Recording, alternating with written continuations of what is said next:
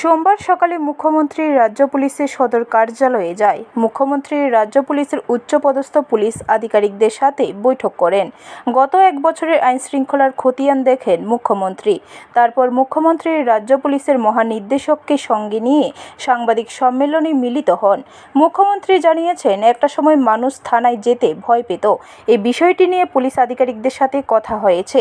বলা হয়েছে, মানুষ যাতে থানায় গিয়ে তার অভিযোগ দায়ের করতে পারে এবং সব ধরনের সহযোগিতা যাতে পুলিশের পক্ষ থেকে করা হয় তার জন্য ব্যবস্থা নিতে। মানুষ যাতে সঠিকভাবে বিচার পায় তার জন্য কোনো রকমের খামতি না রাখতেও বলা হয়েছে পুলিশ আধিকারিকদের। রাজ্য পুলিশের মহানির্দেশককে নির্দেশ দেওয়া হয়েছে, পুরনো মামলা যাতে থানা ভিত্তিক খুঁজে বের করা হয়।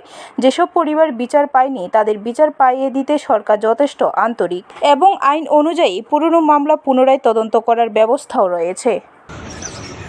আমাদের ডেলিভারি যে পুলিশিংয়ের যে ডেলিভারির যে এন্ড পয়েন্ট সেটা হচ্ছে আমাদের থানাগুলো।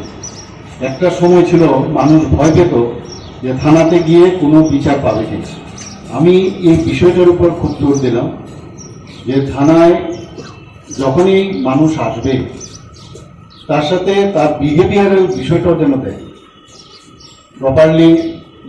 যখনই অসহায় অবস্থায় মানুষ আসে এবং প্রপারলি যেন অ্যাড্রেস করা হয়, সেখানে যখন এফআইআর বা ডিজি এন্ট্রি যাই করুক প্রপারলি যেন সেটা নেওয়া হয়।